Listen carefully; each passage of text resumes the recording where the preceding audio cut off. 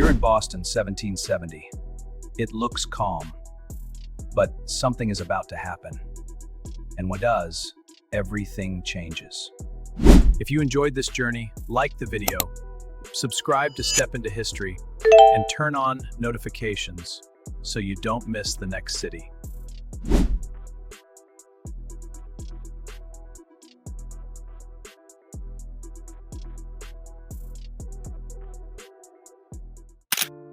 Look closely at this city, because in just a few hours, everything, absolutely everything, will change from its very roots.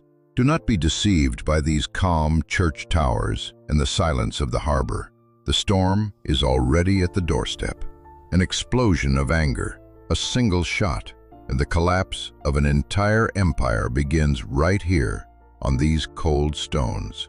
You are in Boston, 1770. Today, you will not just watch history, you will feel the smell of gunpowder and the heat of the coming rebellion. Subscribe and hold your breath, because we are heading toward that bloody night of no return, toward the first breath of the revolution. Are you ready? The real history begins now. When you open your eyes, the room is as cold and dark as a grave. That first breath you draw into your lungs does not nourish. It cuts through your throat like a razor. You lie there for a moment, listening to the silence of a city that feels as though it is holding its breath. Before you even rise from your bed, that familiar, heavy scent fills your senses. It is the smell of rotting seaweed, fresh pine tar, and wet, brine-soaked wood. Drifting from the harbor and creeping under your quilt, this scent is more than an aroma. It is your fate. Look at your hands in the dim gray light. See the black pitch ground deep into your nail beds, a stain that no amount of scrubbing will ever truly erase. The thick calluses on your fingertips crack every day, split open by the relentless salt of the Atlantic. You are not an ordinary man. You are a shipwright. You build the massive oaken skeletons that keep this ruthless maritime city alive. You are the architect of the hulls that carry the world's trade. Yet you feel like a prisoner within your own walls. And just like every morning, you pull on your boots. The leather is stiff, frozen nearly solid by the overnight frost. You step out into the narrow, muddy, and filth-ridden streets of the North End. Can you hear the agonizing creak the wooden pier makes with your every step? It is the sound of a city under pressure. You walk, tearing through the dense gray fog that has settled over the cobblestones like a shroud. The freezing ocean wind slaps your face, reminding you of your insignificance. Once again, you realize just how claustrophobic this city truly is. In 1770, Boston is not a sprawling metropolis. It is a trapped island, connected to the mainland by only a sliver of earth known as the Neck. To the east, the ocean. To the west, the marshes, and everywhere else, the British Navy. When you reach the docks, look up. Those massive masts piercing through the fog do not belong to your neighbors or your friends. They belong to the King's Navy and the East India Company. The shadow of those masts rests like a noose tightened around the city's neck. Pitch, salt, frozen mud, and despair. This is how your morning begins. Midday arrives, and the sun reaches its peak in the leaden sky, but it offers no warmth. Hello again. If you've made it this far, subscribe to my channel, Step Into History, really helps me. Now, let's continue where we left off. Even the sunlight turns gray as it filters through the soot and sea mist of these narrow alleys. You find yourself walking toward the heart of the city, toward Faneuil Hall Marketplace. In years past, this place was a symphony of commerce. It would echo with the boisterous shouts of fishermen, the laughter of merchants, and the rhythmic clatter of horse-drawn carts. But today, that familiar joy has vanished. It has been replaced by a deafening, humming, eerie silence. It is the silence of a theater before the tragedy begins. Why this silence? Turn your head and look around. Do you see them? The bright red coats. The number of British soldiers increases by the hour. They are on every street corner, outside every tavern, guarding every pier. They roam among the colonists, men dressed in humble grays, browns, and pale blues, like a foreign organism. Those red uniforms do not represent protection. They bleed across the landscape like an open wound. The rhythmic sound of their black boots striking the cobblestones is no ordinary changing of the guard. It echoes like the footsteps of a firing squad, marching to crush the very spirit of the people. In the market, people no longer discuss the quality of the harvest or the arrival of new silks. No one cares about the price of cod. Only one cursed word falls from their dry lips: taxes. A tax on tea, a tax on paper, a tax on glass. Every ship arriving from London feels like a new whip crack across your back. You watch as the angry groups gathering on street corners fall suddenly silent as you walk past.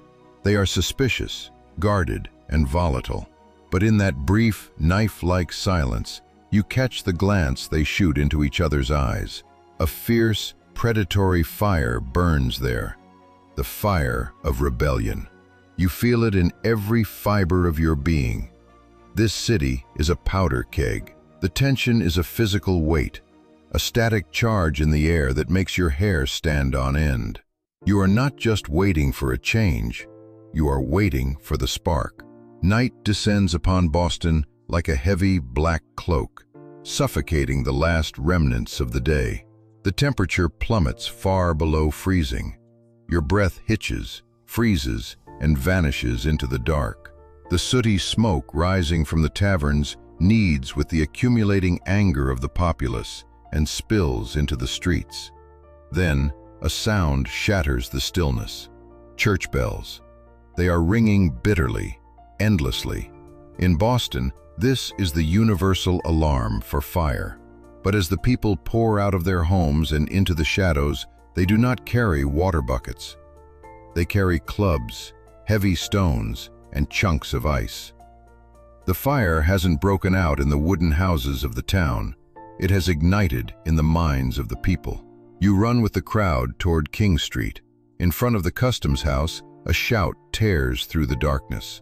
A young watchmaker's apprentice, Edward Garrick, taunts a British sentry. The exchange is heated, personal, and brief. In response, a heavy rifle butt strikes the boy's face. The sound of wood hitting bone echoes off the brick walls. Blood drips onto the pristine, white snow. This is the breaking point.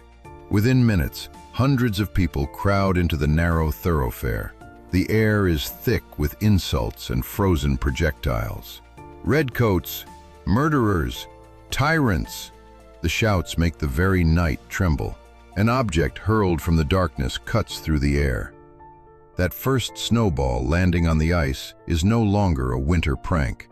It is a declaration of war. Captain Thomas Preston and his men of the 29th Regiment form a semicircle, raising their muskets. The bayonets gleam with a frightening, deadly glint in the flickering torchlight. You can see the sheer panic on the soldiers' faces. They are young, outnumbered, and terrified. But the crowd has long since surpassed the fear of death. "Don't fire," the captain shouts, or so it seems. But the mob provokes them, baring their chests. "Come on, damn you! Fire! Shoot us!" Then, a soldier's foot slips on the treacherous ice. His musket discharges into the air. That was the spark. A moment of confused silence is followed by a jagged volley of thunder. Deafening blasts fill the street. Thick, acrid gunpowder smoke chokes the air. When the cloud clears, the world has changed forever. March 5th, 1770. On that snowy ground, on those cold stones, it wasn't just 5 civilians who lay dying. A continent's loyalty to the British throne drained away that night, along with that warm, steaming blood. When the gunfire ceased and the screams faded into moans, the city became quieter than it had ever been in its history.